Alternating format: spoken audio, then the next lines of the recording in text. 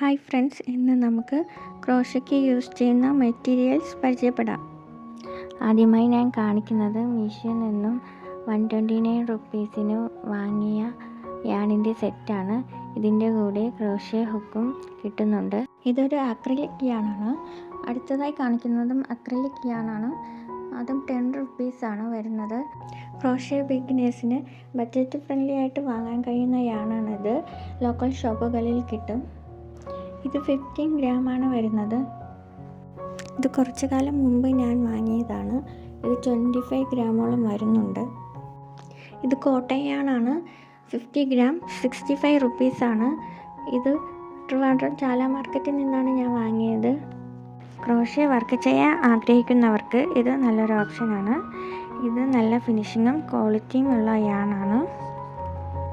ഇതാണ് blanket yarn. 100 ഗ്രാമിൻ്റെ യാണിന് 125 റുപ്പീസാണ് ആയത്. ഇത് നല്ല സോഫ്റ്റാണ്. ഇതിൻ്റെ യാണിന് തിക്നെസ് കൂടുതലാണ്. ഇതാണ് ഫറിയാൻ. ഇതിന് 145 റുപ്പീസാണ് ആയത്.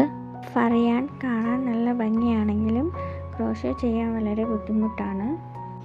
ചെയിൻ ചെയ്ത് കഴിഞ്ഞാൽ അടുത്ത റൗണ്ട് ചെയ്യാനുള്ള ലൂപ്പ് കാണാൻ കഴിയുകയില്ല. ടച്ച് ചെയ്ത് മാത്രമേ കണ്ടുപിടിക്കാൻ കഴിയുകയുള്ളൂ. ഫറിയാണും ബ്ലാങ്കറ്റ് യാണും യൂസ് ചെയ്ത് അമിഗുരുമി, ബാഗ് എന്നിവ ചെയ്താൽ കാണാൻ നല്ല ഭംഗിയാണ്. ഇതാണ് ടീഷർട്ട് യാൺ. ക്രോഷേ ബാഗ് ചെയ്യുന്നതിനായി ഞാൻ വാങ്ങിയതാണ്. ഇതിന് 9mm ഹുക്കാണ് യൂസ് ചെയ്യുന്നത്. എൻ്റെ കയ്യിലുള്ള ഏറ്റവും വലിയ ഹുക്കാണ് 9mmൻ്റേത്. അടുത്തതായി കാണിക്കുന്നത് മൾട്ടി കളർ അക്രിലിക് യാണാണ്. 100 ഗ്രാം യാണിന് 100 റുപ്പീസാണ് ആയത്. ഇതിൻ്റെ ലേബലിൽ 4.5mm ഹുക്ക് യൂസ് ചെയ്യാനാണ് പറയുന്നത്. ഈ യാൺ കൊണ്ട് ചെയ്തിരിക്കുന്ന ക്രോഷേ ഹാറ്റാണിത്. 6 വയസ്സുള്ള കുട്ടിക്ക് വേണ്ടിയാണ് ഞാനിത് ചെയ്തുകൊണ്ടിരിക്കുന്നത്.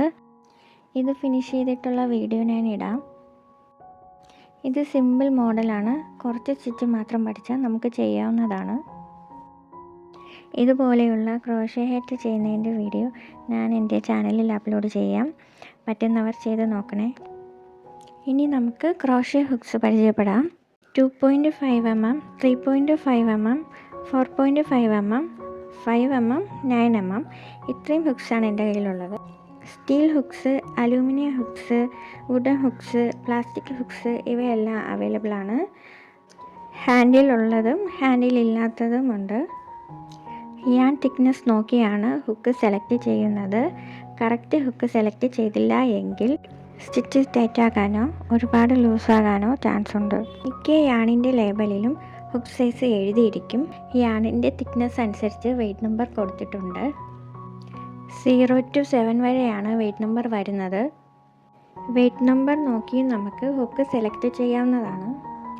9mm hook T shirt yarn, blanket yarn എന്നിവയ്ക്ക് ഉപയോഗിക്കാം.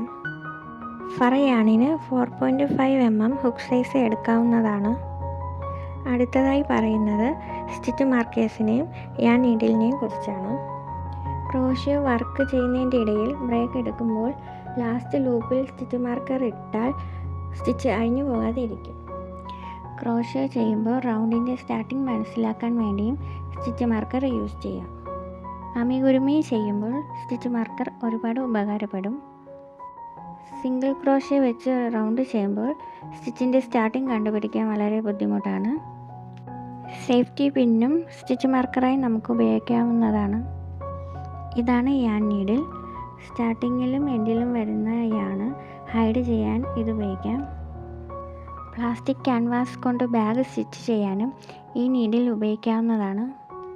ക്രോഷയ്ക്ക് ഉപയോഗിക്കുന്ന യാൺ കൊണ്ട് തന്നെ പ്ലാസ്റ്റിക് ക്യാൻവാസിൽ നമുക്ക് ബാഗ് ചെയ്യാവുന്നതാണ്.